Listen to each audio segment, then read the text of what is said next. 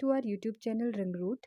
मैं हूं अंशिमा शर्मा और आज के इस वीडियो में हम बात करेंगे डिमांड एंड सप्लाई के बारे में, प्राइस इक्विलिब्रियम के बारे में और इन्फ्लेशन डिफ्लेशन के बारे में। ये वीडियो इम्पॉर्टेंट इसलिए है क्योंकि अभी हमारे नेक्स्ट लेक्चर में हम लोग आरबीआई की मॉनेटरी पॉलिसी स्टार्ट कर देंगे और जो मॉनेटरी पॉलिसीज़ होती है वो इम्प्लीमेंट की जाती है टू कंट्रोल द इन्फ्लेशन। तो उस चीज़ को, उस कंसेप्ट को अच्छे से समझने के लिए सबसे पहले हमें क्या होना चाहिए कि डिमांड एंड सप्लाई के बारे में क्लैरिटी होनी चाहिए। तो चलिए शुरू करते हैं आज का वीडियो। सबसे पहले बात करते हैं कि डिमांड और सप्लाई होता क्या है। Demand is an economic principle referring to a consumer's desire to purchase goods and services and willingness to pay a price for a specific goods or services। अब अगर हम तो बात करें आम भाषा में, ठीक है, एक ले मैन की लैंग्वेज में, तो क्या होता है कि सपोज मिस्टर ए की डॉटर को एक ड्रेस खरीदना है और वो मिस्टर ए को इस बारे में बताती है, तो हम क्या कहेंगे कि मिस्टर ए की डॉटर उनसे मिस्टर ए से डिमांड कर रही है, एक ड्रेस डिमांड कर रही है, ठीक है। लेकिन जब हम बात करते हैं इकोनॉमिक्स की टर्म में, ठीक है, तो किसी चीज़ को अक्वायर करने की जो डिज़ायर है सिर्फ वही डिमांड नहीं होती, ठीक है। किसी भी डिज़ायर को, ह्यूमन वांट्स को डिमांड बनने के लिए 3 कंडीशंस को सेटिस्फाई करना पड़ता है। वन थिंग कि एक तो आपको किसी गुड्स या सर्विसेज को अक्वायर करने की क्या होनी चाहिए, डिज़ायर होनी चाहिए। दूसरा, आप उसके जो भी उसका प्राइस है उसको पे करने के में एबल होनी चाहिए। और तीसरा, you should be willing to pay. अब आपको अगर कन्फ्यूजन है तो मैं इससे आपको एग्जाम्पल के थ्रू समझाती हूँ। अब जैसे मान लीजिए कि मैं आईफोन खरीदना चाहती हूँ, ठीक है, जिसका प्राइस है 1.5 लाख रुपए, ठीक है। आईफोन में खरीदना चाहती हूँ, डिज़ायर है, लेकिन मेरे पास 1.5 लाख रुपए नहीं है, तो which means I am not able to pay, ठीक है। तो ये क्या, यहाँ पे क्या हो गया, अब ये डिमांड नहीं कहलाई जा सकती क्योंकि यहाँ पे एक कंडीशन ऐसी है जो सेटिस्फाई नहीं हो रही है, ठीक है। उसी तरह से अगर सपोज करें कि मैं आईफोन खरीदना चाहती हूँ और मेरे पास 1.5 लाख रुपए भी है, लेकिन सिर्फ आईफोन के ऊपर मैं 1.5 लाख रुपए खर्च करना लॉजिकल नहीं समझती। मैं विलिंग नहीं हूँ कि सिर्फ एक फ़ोन खरीदने के लिए, ठीक है, मैं क्या कर दूँ, अपना 1.5 लाख रुपए खर्च कर दूँ। तो इस केस में भी हमारा क्या होगा, ये डिमांड नहीं कही जाएगी, ठीक है। तो आपकी जो डिज़ायर है, ह्यूमन वांट्स है, उनको डिमांड बनने के लिए इन तीनों कंडीशंस को सेटिस्फाई करना होगा। Holding other factors constant, an increase in the price of a good or service will decrease the quantity demanded and vice versa। तो क्या होता है कि बहुत सारे ऐसे फैक्टर्स होते हैं जो कमोडिटी की डिमांड को इन्फ्लुएंस करते हैं, जैसे कि प्राइस ऑफ कमोडिटी, ठीक है। अगर प्राइजेस हाई जाएंगे डिमांड कम हो जाएगी, और अगर प्राइजेस लो आएंगे तो डिमांड हाई हो जाएगी। Income of the consumer, income जैसे जैसे बढ़ेगी इंसान की, उसकी डिमांड्स भी बढ़ती जाएंगी, ठीक है। और अगर इनकम कम हो रही है तो डिमांड भी कम हो जाएगी। और इसी तरह से और भी बहुत सारे फैक्टर्स हैं जो डिमांड को इन्फ्लुएंस करते हैं। लेकिन यहाँ पे क्या बात हो रही है कि अगर हम उन फैक्टर्स को कांस्टेंट मान के चले तो क्या होगा कि अगर प्राइजेस में क्या होता है, सिर्फ प्राइस को कंसीडर किया जाना है, ठीक है, तो क्या होगा कि with the increase in price there will be decrease in quantity demanded, ठीक है। और with the decrease in price quantity demanded क्या हो जाएगा, इंक्रीज हो जाएगा। तो साफ तौर पे यहाँ पे क्या कहना चाहते हैं हम कि प्राइस और क्वांटिटी डिमांडेड में इनवर्स रिलेशनशिप होता है, मतलब कि दे मूव्स इन अपोजिट डायरेक्शन। अगर प्राइजेस नीचे आ रहे हैं तो डिमांड ऊपर जाएगी, और अगर प्राइजेस ऊपर जा रहे हैं तो डिमांड नीचे आएगी। तो दिस वाज अबाउट डिमांड। अब हम बात करते हैं सप्लाई के बारे में।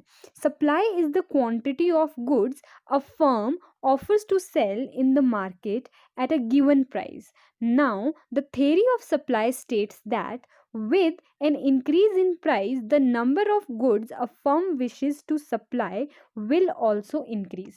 तो इसमें क्या है कि सप्लाई होता है कि जो प्रोड्यूसर ने जो भी चीज़ें प्रोड्यूस की है, गुड्स एंड सर्विसेज प्रोड्यूस की है, उसे बेचने में अगर वो विलिंग है तो उसे हम क्या कहेंगे, उसे हम सप्लाई कहेंगे। ठीक है, कि फर्म ने जितना भी गुड्स एंड सर्विसेज प्रोड्यूस किया है उसमें से जितना पार्ट वो बेचना चाहता है, वो बेचने में इच्छुक है, ठीक है, वो मार्केट में फ्लो कर देगा उस चीज़ को। ठीक है, तो उसे हम क्या कहेंगे, सप्लाई। कि हाँ ठीक है, प्रोड्यूसर ने इतना सप्लाई किया। देखिए, प्रोडक्शन सप्लाई से ज़्यादा हो सकता है मैंने 10 यूनिट्स प्रोड्यूस किए हैं लेकिन मैं बेचने में सिर्फ विलिंग हूँ 8 यूनिट्स। ठीक है, तो मैं क्या कहूँगी कि सप्लाई कितनी है, 8 यूनिट्स, नॉट 10 यूनिट्स, राइट। तो जितना अमाउंट, जितना क्वांटिटी फर्म या फिर आप कह सकते हो सेलर विलिंग है सप्लाई करने के लिए मार्केट में, उसे हम क्या कहेंगे, उसे हम सप्लाई कहेंगे। ठीक है, तो अभी क्या है, अभी जिस तरह से हमने डिमांड में पढ़ा कि there is an inverse relationship between quantity demanded and price, उसी तरह से सप्लाई और प्राइस की अगर हम बात करें तो there is a positive relationship between price of the commodity and quantity supplied. तो क्वांटिटी सप्लाइड क्या होगा, अगर प्राइजेस बढ़ जाते हैं, ठीक है, तो क्वांटिटी सप्लाई भी बढ़ जाएगा। ठीक है, सपोज कीजिए कि कोई एक कमोडिटी है जिसके मुझे सुपर नॉर्मल प्राइजेस मिल रहे हैं, ठीक है, तो मैं क्या करूँगी, मैं अपने लिए बचाने की कोशिश नहीं करूँगी, मैं क्या करूँगी, ज़्यादा से ज़्यादा प्रोडक्ट मार्केट में बेचने के लिए विलिंग हो जाऊँगी। क्यों, क्योंकि मुझे उसके बहुत अच्छे दाम मिल रहे हैं। ठीक है, तो सप्लाई और प्राइस के बीच कैसा रिलेशनशिप होता है, पॉजिटिव रिलेशनशिप। चलिए आगे बढ़ते हैं। अब हम डिमांड और सप्लाई को इस टेबल की हेल्प से समझेंगे। ठीक है, तो इसमें क्या है, ये एक कॉलम दे रखा है जिसमें कमोडिटी का प्राइस दे रखा है। ठीक है, कि पर यूनिट कितना प्राइस होगा, 1 पाउंड अगर डिमांड किया जा रहा है तो उसकी प्राइस कितनी है। तो 1 पाउंड की प्राइस है, जैसे यहाँ पे 7, यहाँ पे 6, यहाँ पे 5। आई होप आपको समझ आ गया होगा। उसी तरह से क्वांटिटी सप्लाइड गिवन है कि इस गिवन प्राइस पे कितना अमाउंट सप्लाई करना चाहता है फर्म या फिर आप कह सकते हो सप्लायर। ठीक है, और वहीं पे यहाँ पे दे रखा है क्वांटिटी डिमांडेड कि इस प्राइस पे अगर सप्लायर इतना अमाउंट सप्लाई करना चाहता है तो जो कंज्यूमर है वो कितना डिमांड करना चाहता है, मतलब कितना डिमांड कर रहा है। तो ये सारी चीज़ें हैं। तो अगर आप इस पैटर्न को ध्यान से देखें तो सबसे पहले क्या था, जब $7 पर पाउंड प्राइस था किसी भी कमोडिटी का, तो क्या हो गया कि जो सप्लायर है वो मोटिवेट हो गए बहुत ज़्यादा चीज़ें बेचने के लिए, गुड्स बेचने के लिए, कि यार बड़े अच्छे दाम मिल रहे हैं हमारी कमोडिटी के लिए, तो मैं क्या करूँगा कि ज़्यादा से ज़्यादा अपना प्रोडक्ट सेल करूँगा। ठीक है, तो उसने अपना जो सप्लाई है वो कितना कर दिया, 80 पाउंड्स। ठीक है, और वहीं पे जो कंज्यूमर है उसके लिए ये हालत अच्छी नहीं है। ठीक है, क्योंकि कंज्यूमर के लिए जितना ज़्यादा प्राइस ऊपर जाएगा विच मीन्स कि महंगाई उसके लिए जितनी ज़्यादा होगी वो सिचुएशन उसके लिए उतना वर्स होगा। वो उस दौरान अपने खर्चों को कंट्रोल करेगा और खर्चों को कंट्रोल करेगा मतलब डिमांड कम करेगा। तो यहाँ पे जो कंज्यूमर डिमांड कर रहा है वो है सिर्फ 30 पाउंड्स। ठीक है, तो अभी क्या हो गया है, मार्केट में प्राइजेस डाउन आ गए क्योंकि वेस्ट हो गया ना पहले का। सप्लायर ने तो 80 यूनिट्स भेज दिए लेकिन कंज्यूमर ने डिमांड कितना किया, सिर्फ 30 यूनिट्स। तो अभी क्या है, अभी इसके प्राइजेस थोड़े से डाउन आ गए। ठीक है, क्योंकि यहाँ पे एक्सेस सप्लाई का सिचुएशन है। तो प्राइजेस जब डाउन आए तो सप्लायर ने क्या कहा कि यार अब 7 रुपए से 6 रुपए आना मतलब कि सप्लायर के लिए उतनी अच्छी न्यूज़ नहीं है। तो अब वो क्या करेगा, अब वो पहले के मुकाबले अपनी सप्लाई थोड़ा कम कर देगा। अब वो क्या करेगा, कम प्रोड्यूस करेगा कि यार इतने तो प्राइस भी नहीं मिलते कि मैं बहुत ज़्यादा सप्लायर रख लूँ। ठीक है, तो उसने क्या कर दिया, 70 पाउंड्स अपनी सप्लाई कर दी और जो आपका कंज्यूमर था वो मोटिवेट हो गया कि चलो पहले के मुकाबले अब उसने डिमांड को अपना थोड़ा सा बढ़ा दिया।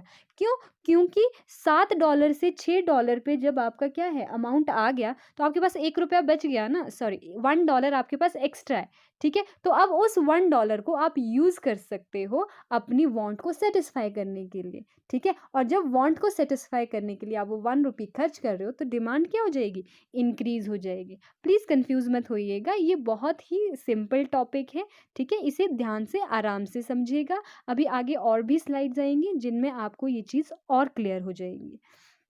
फिर क्या होता है कि $6 से प्राइसेस आ गए $5 पे, ठीक है? और जो क्वांटिटी सप्लाइड था वो भी 70 पाउंड से कहाँ पे आ गया? 60 पाउंड्स पे, ठीक है? अब प्राइस जैसे जैसे डाउन होते जा रहे हैं, कंज्यूमर मोटिवेट होता जा रहा है और कमोडिटी डिमांड करने के लिए, और डिमांड कितनी हो गई?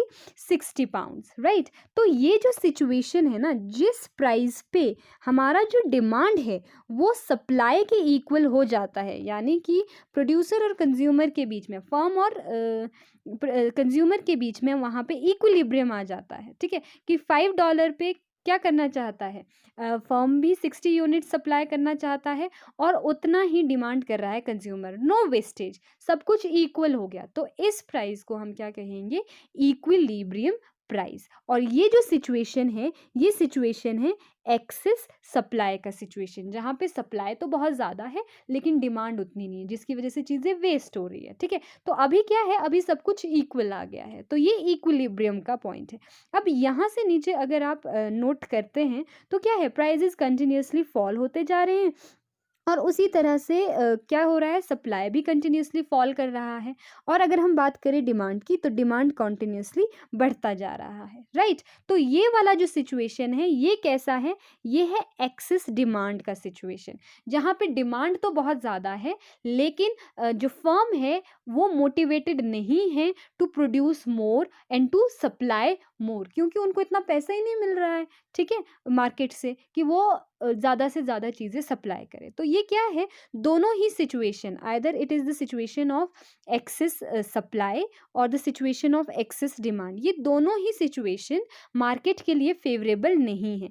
इस सिचुएशन में क्या होता है कि जो आपका एक्सेस सप्लाई का सिचुएशन है उसकी वजह से क्या होता है, प्राइजेस डाउन आ जाते हैं, और जब आपका एक्सेस डिमांड का सिचुएशन होता है तो उसकी वजह से प्राइजेस अप होते हैं। मतलब अगर आप टॉप टू बॉटम फॉलो करते हैं अप्रोच को, तो आप देख सकते हैं कि क्या हो रहा है कि सप्लाई, जब एक्सेस सप्लाई होती है वो किस चीज़ को लीड कर रही है? Decrease in price and consequently decrease in supply, ठीक है? और जबकि आपका अगर डिमांड ज़्यादा है तो क्या होगा, अगर आप बॉटम टू टॉप अगर इस चीज़ को देखते हैं, ऑब्जर्व करते हैं, तो क्या होता है कि अगर डिमांड ज़्यादा है और सप्लाई कम है तो कॉन्सिक्वेंटली क्या होते हैं, प्राइजेस बढ़ना शुरू हो जाते हैं, और फिर क्या होता है, धीरे धीरे सप्लाई भी बढ़ती है और फिर डिमांड थोड़ा सा कम होने लगता है। आई होप आपको समझ आया होगा। अगर आपको यहाँ पे कोई भी कन्फ्यूजन लगता है तो प्लीज़ हमें कमेंट करके ज़रूर बताएं। आगे बढ़ते हैं। अब आपको को थोड़ा-सा एग्ज़ाम्पल के थ्रू मैं समझाने की कोशिश करती हूँ कि किस तरह का रिलेशन रहता है डिमांड, सप्लाई, प्राइस और इन्फ्लेशन में। तो अभी क्या होता है कि हम लोगों ने पीछे पढ़ा कि अगर डिमांड ज़्यादा होगा सप्लाई से, तो प्राइसेस कैसे होंगे? ज़्यादा होंगे, मोर होंगे, और मोर प्राइसेस का मतलब है इन्फ्लेशन। अगर आप लोगों ने इन्फ्लेशन, डिफ्लेशन या रिसेशन पहले नहीं पढ़ा है और आपको इन कंसेप्ट से रिलेटेड कोई भी कन्फ्यूजन है, तो हमारे चैनल पे ऑलरेडी एक वीडियो अपलोड किया जा चुका है जिनमें पर्टिकुलर टर्म्स को बहुत अच्छे से डिटेल में एक्सप्लेन किया गया है। तो मेरा आपको सजेशन है कि आप वो वीडियो भी ज़रूर देखें। तो इसमें क्या होता है कि अगर डिमांड आपका सप्लाई से ज़्यादा है तो प्राइजेस ज़्यादा होंगे, और मोर प्राइजेस का आपको मतलब है इन्फ्लेशन, महंगाई। क्योंकि महंगाई क्या होती है कि जब ओवरऑल सभी कमोडिटीज़ के क्या होते हैं, प्राइजेस बढ़ जाते हैं, मतलब मेजॉरिटी ऑफ कमोडिटी के, मेजॉरिटी ऑफ गुड्स के प्राइजेस एक साथ बढ़ जाते हैं, तो उस सिचुएशन को हम कहते हैं इन्फ्लेशन। और इन्फ्लेशन की सिचुएशन कैसे अराइज होती है, मतलब कि जनरल जो प्राइस लेवल है वो कैसे बढ़ते हैं किसी भी कमोडिटी के, जब डिमांड क्या हो जाती है, सप्लाई से ज़्यादा हो जाती है। जैसे कि एक एग्जाम्पल के थ्रू समझने की कोशिश करते हैं। कोहिनूर एक हीरा है जो कि बहुत ही सुंदर है, तो अगर उसके भाव ना हो, ठीक है, तो क्या होगा, हर कोई चाहेगा कि मैं कोहिनूर खरीद लूं क्योंकि वो खूबसूरत ही इतना है। ठीक है। इसीलिए क्या है, अब उसकी क्या है डिमांड, हर कोई चाहता है मेरे पास कोहिनूर हो, ठीक है। तो लेकिन अब क्या है, तो अब आपस में लड़ेंगे तो नहीं ना, ठीक है। जब अगर लड़ मर भी रहे होंगे तो क्या होंगे, उसके दाम बढ़ जाएंगे कि चलो ठीक है, जो इसके प्राइजेस पे कर पाएगा कोहिनूर उसका होगा, ठीक है। तो अभी क्या है, ऐसे लड़ने मरने वाली सिचुएशन हो गई है सबके बीच में, ठीक है। तो अभी क्या है, अब सब लोग इस बात पे मान गए हैं, ठीक है, कि फैसले लेने के लिए ये एक पैरामीटर सिलेक्ट किया जाएगा कि जो सबसे ज़्यादा दाम चुकाएगा कोहिनूर के, कोहिनूर उसका हो जाएगा, ठीक है। तो अब क्या हो गया, जो बेचारे अफोर्ड नहीं कर पा रहे थे उन्होंने अपने कदम पीछे खींच लिए, और जिसके पास भारी भरकम रकम थी उन्होंने पे करके कोहिनूर खरीद लिया। तो क्रक्स क्या है इस एग्जाम्पल्स के थ्रू मैं आपको क्या समझाना चाहती हूँ, कि किसी भी चीज़ का क्या होता है, जब डिमांड डिमांड जब ज़्यादा होता है लेकिन उसकी सप्लाई कम होती है, तो वो चीज़ क्या हो जाती है, अनमोल बन जाती है, प्रीशियस बन जाती है, और उसके क्या होते हैं, प्राइजेस बढ़ जाते हैं, ठीक है। तो उसी तरह से अगर किसी चीज़ की सप्लाई ज़्यादा है, डिमांड कम है, तो उसके जो प्राइजेस हैं वो ज़्यादा नहीं बढ़ेंगे, और ये जो सिचुएशन हो जाएगी, इस सिचुएशन को हम बोलते हैं डिफ्लेशन का सिचुएशन, यानी कि मंदी का सिचुएशन। मंदी कब आती है, जब ओवरऑल मेजॉरिटी ऑफ कमोडिटीज के प्राइसेस डाउन हो जाते हैं, ठीक है, वो फॉल कर जाते हैं, राइट। तो उस सिचुएशन को हम मंदी का सिचुएशन कहते हैं। तो अभी सप्लाई ज़्यादा है डिमांड से, इसलिए क्या हो गए हैं, प्राइसेस कम हो गए हैं और डिफ्लेशन का सिचुएशन आ गया। अब इसको एक एग्जाम्पल के थ्रू समझते हैं। जैसे कि मान लीजिए कि धरती के क्या है, 75% एरिया पे क्या है, पानी फैला हुआ है। देखिए, this is not the exact percentage, ठीक है। हो सकता है कोई ज्योग्राफी का स्टूडेंट ये देख रहा हो, ठीक है, और उसका मन कर रहा हो मुझे पॉइंट आउट करने का, ठीक है। तो this is not the accurate number, ठीक है। ये सिर्फ मैं एग्जाम्पल देने के लिए कह रही हूँ कि मान लीजिए कि एक वाटर है, वो क्या है, एक बहुत ही मेजर लैंड पे फैला हुआ है, और जितना क्वांटिटी हमारे पास वाटर है अवेलेबल, ठीक है, उतनी क्या है, लोगों की डिमांड नहीं। जितनी भी पॉपुलेशन इस वर्ल्ड पे सरवाइव कर रही है, उनकी डिमांड इतनी नहीं है पानी के लिए जितना पानी फैला हुआ है, ठीक है। तो क्या होता है कि जब सब जगह पानी बह रहा है तो उसकी क्या है, उसकी डिमांड नहीं होगी ना। अब आप क्यों प्राइस पे करके उस चीज़ को खरीदोगे जो आपके पास ऑलरेडी अबेंडेंट में, मतलब एक बहुत बड़े मात्रा में अवेलेबल है, ठीक है। तो अगर आपके घर के बाहर पानी बह रहा है तो आप बाहर से खरीद के क्यों लेकर आओगे, राइट। तो ये एक सिचुएशन है कि जब कोई भी चीज़ क्या होती है, कि जब उसका जो सप्लाई है वो बहुत ज़्यादा मात्रा में होता है, मतलब कि वो आपको आप किसी भी चौराहे से गुजरेंगे तो वो चीज़ आपको वहाँ पे मिल जाएगी, ठीक है। और वो भी ऐसे बिल्कुल फ्री ऑफ कॉस्ट, मतलब वो दुर्लभ नहीं है। तो जो चीज़ें दुर्लभ नहीं होती ना और आपको आसानी से मिल जाती है, राइट, उनके प्राइजेस कैसे होते हैं, लो होते हैं, ठीक है। और उस बस आई होप आपको ये समझ आ गया होगा, ठीक है। तो ये था अबाउट डिमांड एंड सप्लाई, ठीक है, और प्राइजेस, और किस तरह से ये चीज़ें इन्फ्लेशन या डिफ्लेशन का कारण बनती है। चलिए आगे बढ़ते हैं। Impact of increase in demand with no change in supply. Okay, अब क्या होता है कि सप्लाई में कोई चेंज नहीं आता। इस चीज़ को मैंने इस चार्ट के थ्रू पे समझाने की कोशिश करूँगी मैं आपको, तो आई होप आपको समझ आए, ठीक है। तो अभी क्या होता है, जो ये एस है, ये क्या है, S is a supply curve, ठीक है, क्योंकि ये क्या है, इनवर्स रिलेशनशिप दिखाता है प्राइस और क्वांटिटी सप्लाइड के बीच। ये जैसे जैसे क्या होगा, ऊपर की तरफ जाएंगे प्राइजेस बढ़ता जाएगा, वैसे ही क्या होता है कि जैसे जैसे ये आगे की तरफ बढ़ रहा है तो सप्लाई कर्व भी कैसा है, ठीक है, आगे की तरफ जा रहा है, मतलब ऊपर की तरफ बढ़ रहा है। जबकि डिमांड क्या है, अब प्राइजेस जब फॉल करते हैं तब क्या होता है कि डिमांड भी कम होती जाती है, सॉरी, डिमांड ज़्यादा होती जाती है। तो उसी तरह से जब प्राइस का लेवल यहाँ होगा तो डिमांड इतनी है, जब प्राइस का लेवल लो आएगा तो डिमांड इतनी हो जाएगी, ठीक है। तो इस तरह से ये चीज़ें क्या करती है, इस तरह से ये चीज़ें फॉलो करती हैं। तो ये हमारा है सप्लाई कर्व, ये है हमारा D1, ठीक है, और ये है D2। ये 2 डिमांड कर्व आपको ये बात समझाने के लिए कि किस तरह से क्या होता है कि जब इंक्रीज़ हो जाती है डिमांड, आपकी क्वांटिटी डिमांडेड, तो किस तरह से प्राइसेस बढ़ जाते हैं, इसलिए ये 2 कर्व्स यहाँ पे ड्रॉ किए गए हैं। अभी क्या है कि सप्लाई कर्व और डिमांड कर्व, ये जो D1 और S है, ये एक दूसरे को इस पॉइंट पे, ठीक है, let's say it's point E, यहाँ पे इंटरसेक्ट कर रहे हैं, ठीक है, और यहाँ पे क्वांटिटी डिमांडेड कितना है Q1 और प्राइस कितना है P1। तो this is the price determined by the demand and supply curve. इन्होंने क्या किया, ये यहाँ से बढ़ता हुआ आया और डिमांड कर्व यहाँ से घटता हुआ आया। तो क्या हो गया कि जो आपका डिमांड और सप्लाई कर्व है, उन्होंने इंटरसेक्ट किया पॉइंट ई पर। तो पॉइंट ई के कॉरेस्पॉन्डिंग जो क्वांटिटी डिमांडेड या सप्लाइड है दैट इज Q1 और जो आपका प्राइस है दैट इज P1। तो अभी क्या हो गया, ये हमारा इनिशियली क्या है, इक्विलिब्रियम पॉइंट है और ये इतना प्राइस हमारा मार्केट में प्रिवेल कर रहा है। अब क्या हुआ कि नेक्स्ट में डिमांड तो बढ़ गया लेकिन सप्लाई अभी भी नहीं बढ़ा, ठीक है। डिमांड क्या हो गया, डिमांड D1 से D2 पर शिफ्ट कर गया, इतना चेंज आ गया। मतलब पहले लोग Q1 डिमांड कर रहे थे, अब Q2 तक डिमांड करने लगे हैं। इतना सा था पहले डिमांड और अब डिमांड कितना हो गया है, इतना हो गया। लेकिन सप्लाई में अभी तक कोई चेंज नहीं है, ठीक है। सप्लाई में चेंज होता अगर ये जो कर्व है वो इस तरह से आगे फॉरवर्ड शिफ्ट कर जाता, लेकिन आप देख सकते हैं कि यहाँ पे सप्लाई में कोई चेंज नहीं है, सप्लाई आपका कांस्टेंट है। तो कॉन्सिक्वेंटली क्या हुआ कि D2 को सप्लाई कर्व ने इंटरसेक्ट किया एट दिस पॉइंट, जिसको हम कह सकते हैं कि ये E1 है, ठीक है, ये E1 पॉइंट है। तो E1 पॉइंट के कॉरेस्पॉन्डिंग जो प्राइस डिटर्मिन हो रहा है दैट इज P2 और जो क्वांटिटी है दैट इज Q2। तो अब इसकी वजह से क्या हो गया, इस सिचुएशन की वजह से कि there is no change in the supply but there is an increase in demand. तो इसकी वजह से कॉन्सिक्वेंटली क्या हो गया कि प्राइजेज आपके इंक्रीज हो गए, बढ़ गए। तो अभी इसका भी क्या है, क्रक्स सिर्फ इतना सा है कि अगर डिमांड बढ़ेगी, ठीक है, और सप्लाई में कोई चेंज नहीं आता है, यानी कि supply is lesser than demand, तो प्राइजेज आपके क्या होंगे, इंक्रीज करेंगे। तो दिस वाज इट।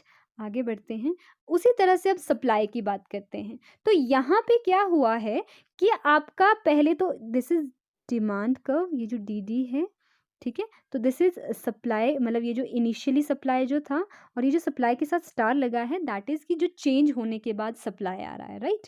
तो ये वो चीज़ है। तो इनिशियली क्या हो रहा है कि ये जो डिमांड कर्व है और सप्लाई कर्व है, ये कहाँ, ये इस ई पॉइंट पे, let's say it's E point पे एक दूसरे को इंटरसेक्ट कर रहे हैं। तो इसके कॉरेस्पॉन्डिंग जो प्राइस है दैट इज ₹30।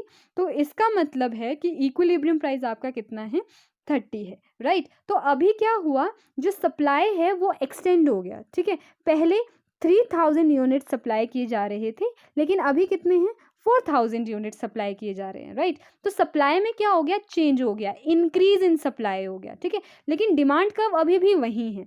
तो इसकी वजह से क्या हुआ, ये जो इंटरसेक्शन वाला पॉइंट है कि डिमांड और सप्लाई कर्व जो एक दूसरे को इंटरसेक्ट कर रहे हैं वो शिफ्ट हो गया यहाँ पे, लेट्स से E1। तो अब इसके कॉरेस्पॉन्डिंग जो प्राइस है दैट इज ₹20। तो यानी कि क्या है, अब इसकी वजह से, इस इंक्रीज इन सप्लाई की वजह से प्राइजेस क्या कर गए, डाउन कर गए। तो यहाँ पे भी सिर्फ इतनी सी बात कहने की कोशिश की जा रही है कि if there will be an increase in supply, ठीक है, या फिर आप कह सकते हो कि supply is greater than demand, तो क्या होंगे, प्राइस फॉल करेंगे, ठीक है। मतलब सप्लाई जैसे जैसे बढ़ती जाएगी ना, ठीक है, और डिमांड अगर सपोज कम हो रही है या कांस्टेंट है, तो फिर उसके कॉन्सिक्वेंटली क्या होगा, प्राइस आपके फॉल कर जाएंगे। तो this was about demand, supply, determination of price and inflation and deflation. तो ये जो कॉन्सेप्ट था ये इसलिए बताना ज़रूरी था क्योंकि आगे जो भी मॉनेटरी पॉलिसीज़ इम्प्लीमेंट की जाएगी आरबीआई के द्वारा, ठीक है, तो उसके लिए ये आपका एक फंडामेंटल है कि इसकी नॉलेज आपको होना ज़रूरी है, तभी आपको वो कंसेप्ट अच्छे से समझ आएंगे।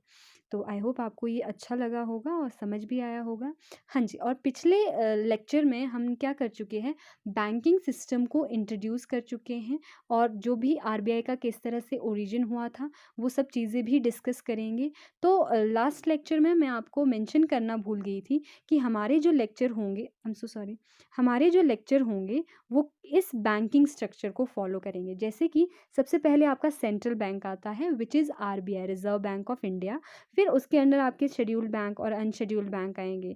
शेड्यूल्ड बैंक में भी कुछ कमर्शियल होंगे, कुछ कोऑपरेटिव होंगे, और जो कमर्शियल बैंक्स हैं उनकी भी सब कैटेगरीज होंगी, जैसे public sector, private sector, foreign sector, regional rural banks, right. तो हम क्या करेंगे, हमारी जो ये लेक्चर सीरीज़ है वो बैंकिंग स्ट्रक्चर को फॉलो करेगी, यानी कि पहले हम आरबीआई के बारे में जितनी भी कंप्लीट इन्फॉर्मेशन है उसे कंप्लीट करेंगे, उसे सारा पढ़ लेंगे। फिर उसके बाद हम शेड्यूल्ड बैंक्स की बात करेंगे, फिर अनशेड्यूल्ड बैंक, और इस तरह से मतलब कि पूरा बैंकिंग स्ट्रक्चर फॉलो करेंगे स्टेप बाय स्टेप। तो आज की वीडियो में बस इतना ही। आई होप आपको ये पसंद आया होगा। आप अपने फीडबैक कमेंट के ज़रिए ज़रूर दें, और अगर आपको ये वीडियो पसंद आता है तो हमें प्लीज़ लाइक करें और ज़्यादा से ज़्यादा अपने फ्रेंड्स के साथ शेयर करें। Thank you so much. अगर आपको हमारा ये वीडियो पसंद आया है तो प्लीज़ लाइक करें, कमेंट करें और अपने फ्रेंड्स के साथ शेयर करें। हमारे चैनल को सब्सक्राइब करना ना भूलें, and also do not forget to press the bell icon. Thank you so much.